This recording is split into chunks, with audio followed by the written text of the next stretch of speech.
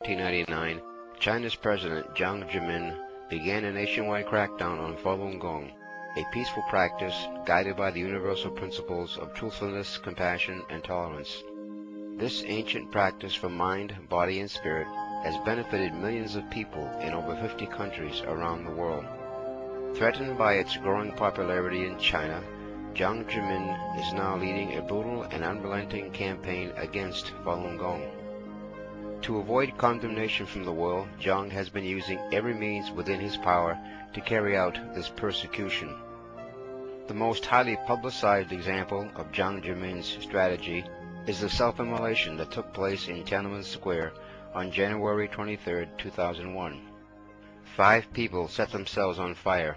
Jiang's regime used this horrific event to turn popular opinion against Falun Gong. What is the real truth behind this tragedy?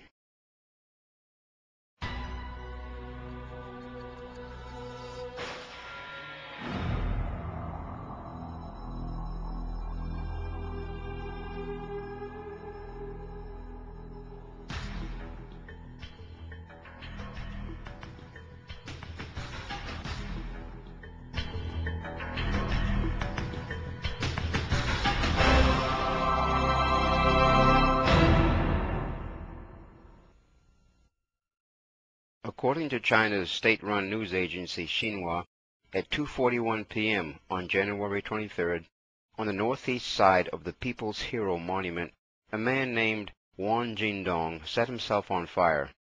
4 policemen immediately surrounded the man with several fire extinguishers. In less than 1 minute, the fire was put out. A few minutes later, on the north side of the People's Hero Monument, 4 women also set themselves on fire. A minute and a half later, the police had put out those fires. The entire scene played out in less than 7 minutes. Somehow, the Xinhua news agency broadcast its report of this incident to the whole world within 2 hours of the time of occurrence. Normally, every report from Xinhua must be approved by all levels of government before it can be broadcast to the public. However, news of the self-immolations was broadcast in an unusually short time. This strange occurrence surprised the foreign correspondents in Beijing at the time.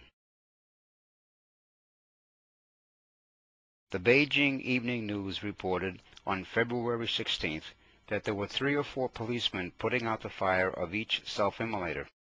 Altogether, they had about 25 pieces of firefighting equipment. This story differed significantly from the program broadcast by Chinese Central TV on the day the incident occurred. The CCTV program showed that there were only 2 police cars at the scene. Police officers who patrol the square do not normally carry firefighting equipment with them, and the footage doesn't show any firefighting equipment in Tiananmen Square. In Beijing, the closest building to the People's Hero Monument is at least 10 minutes away. Where did the policemen get the equipment, and how did they get it so quickly? Why would 2 police vehicles be carrying 25 pieces of firefighting equipment to patrol Tiananmen Square? Were they expecting to put out a fire that day? The Xinhua news agency claimed that Ms. Liu Chunling died from self-immolation, but a closer look at the video shows she might have died from a hard blow to the head. If we slow the video down, we can see that while Ms. Liu struggles in the fire, she is struck on the head by something from behind. We see Miss Liu knocked to the ground. We also see the object that hit her bounce off her head into the air. If we pause the tape, we can see someone's arm waving very close to Miss Liu's head. We can also see a man wearing an overcoat, standing at the spot where the object came from. His pose suggests someone who has just used force. We can clearly see that the stick-shaped object bounces off Miss Liu's head on impact. It is not carried along in the flow from the fire extinguisher. Instead, it flies the other way, against the force of the extinguisher. The flying object is bent. We can see how hard the impact is. Miss Liu falls immediately. We can even see that as she falls, she tries to raise her left hand toward her head. The question arises, did Miss Liu willingly set herself on fire? Why would someone want to knock her down? Why didn't that person try to save Miss Liu from burning to death?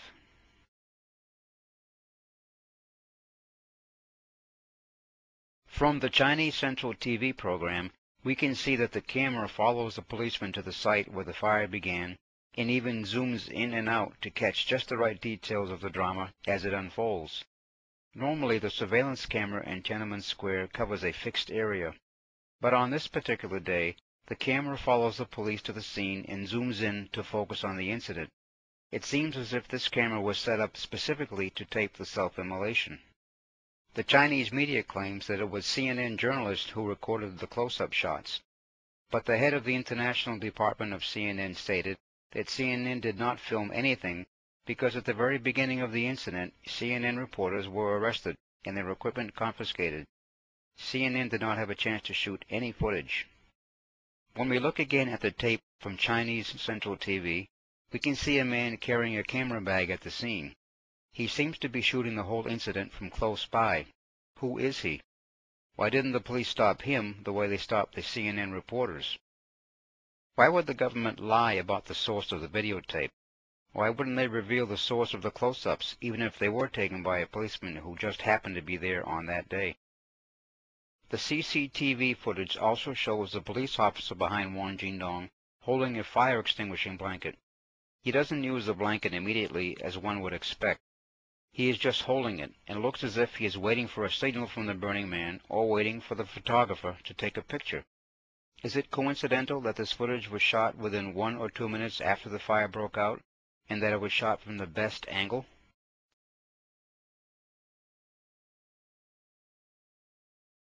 Let's take a closer look at some of the self-immolators who the Chinese government claims are Falungong practitioners.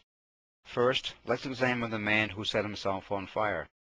Government officials say he is a Falungong practitioner named Wang Jindong, and that he is responsible for coordinating the incident. In the Chinese Central TV film, we see a policeman waiting behind him. Only after Wang Jindong shouts does the policeman cover him with the blanket. A person's respiratory system is usually the first to suffer in a fire due to smoke inhalation and exposure to the hot air. Yet this man's voice seems in good shape. He shouts loudly and clearly. Wang also fails to correctly form the very basic hand position called de-bunks, which is the first position in all Falungong exercises. All Falungong practitioners learn to form the de-bunks position correctly by slightly touching the tips of both thumbs together. We can see that Wang overlaps his thumbs in a completely incorrect manner. Many people have noticed that the way Wang Jindong sits is exactly like a Chinese soldier. Some suspect that the man who set himself on fire was a spy hired by the police to put on this show.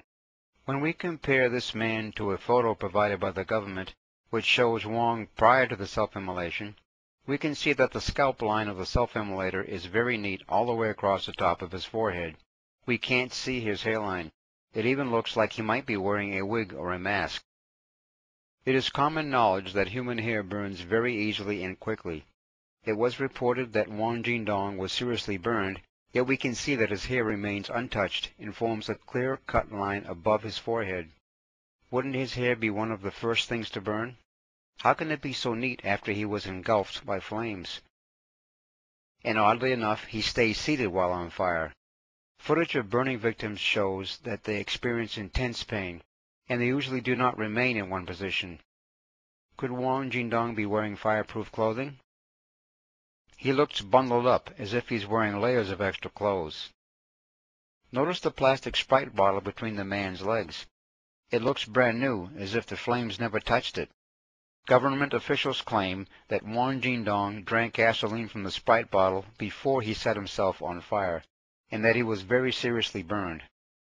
How is it possible that a plastic bottle filled with gasoline, encompassed by a burning man's legs, remains in perfect condition? There are more discrepancies in the stories reported by the Xinhua news agency. One involves Liu Chunling, who was a self-immolator apparently knocked down by a stick-like object thrown at her. Ms. Liu is the mother of the 12-year-old who also set herself on fire.